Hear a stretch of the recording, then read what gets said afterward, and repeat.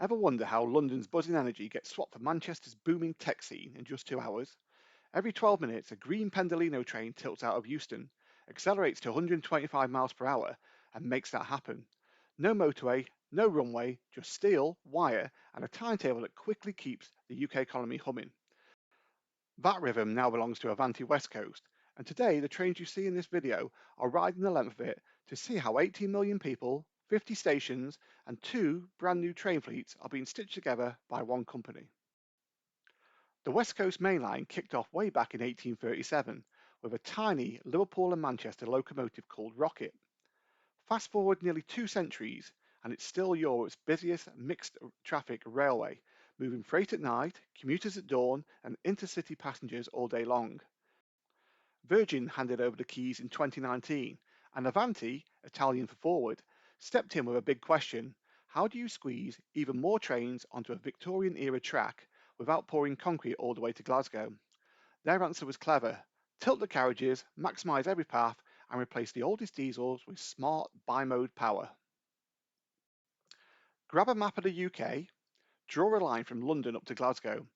Now give it a little wiggle west to Holyhead, east to Edinburgh, and drop pins on Birmingham, Liverpool, and Manchester. Those dots aren't just cities, they hold over 18 million residents and generate roughly 30% of the UK's GDP. Avanti runs 301 services a day along this vital spine, plus 6 daily extensions along the North Wales coast to Holyhead. That connects ferry traffic to Ireland in just under 3 hours from the capital. Whether you're a commuter in Milton Keynes, a rugby fan heading to Crewe, or a holidaymaker bound for the Menai Bridge, you're likely riding these very same rails, just separated by a few minutes and a reservation screen. Avanti inherited 56 Class 390 Pendolinos and 20 Class 221 Super Voyagers, but they weren't content to just run them. Between 2021 and 2024, every single Pendolino was stripped right down to its bare aluminium frame. Seats were restitched, Wi-Fi got a 5G upgrade, and those old toilet systems, they were converted to zero discharge.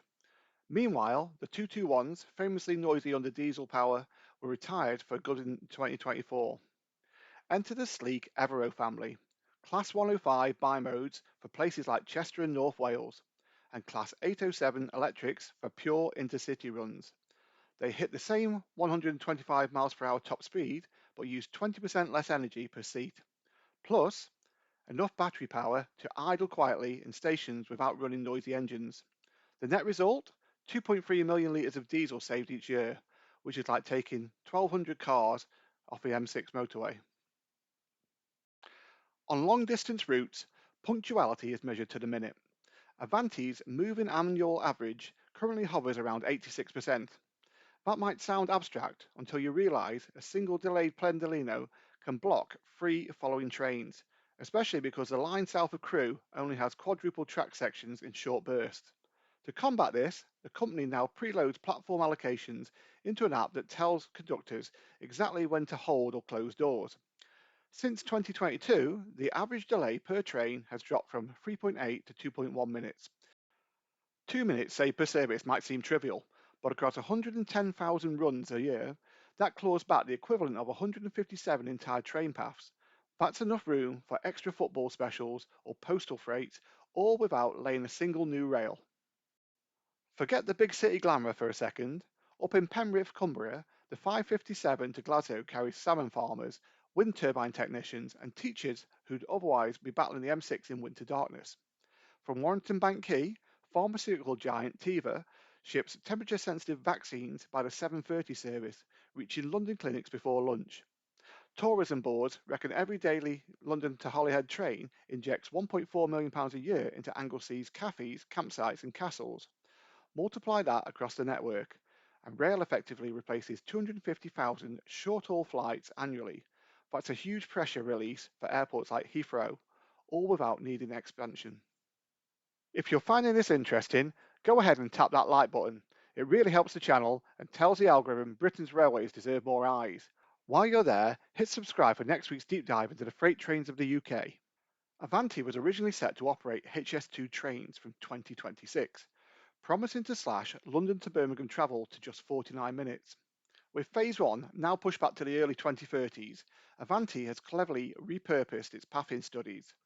That same timetable software, designed for 18 trains per hour, is now being used to squeeze an extra 4 classic compatible services through Coventry and Lichfield today. So when HS2 finally arrives, the drivers, signage, and customer service scripts will already be battle hardened. Think of it as a decade-long dress rehearsal before the real high-speed curtain up. So is Avanti West Coast perfect? Hardly.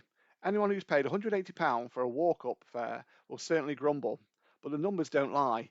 18 million people connected, 2 million seats refurbished, 56 old diesels replaced by battery power Everos, and 2 minutes saved per train that cascades into capacity Britain desperately needs. The West Coast Mainline began with Stephenson's rocket. It now runs on Italian-designed pendolinos and pure British grit. Next time you hear that unmistakable whoosh of tilting carriages, remember it's not just trains, it's the country's economic spine bending, tilting, and quietly getting the UK moving.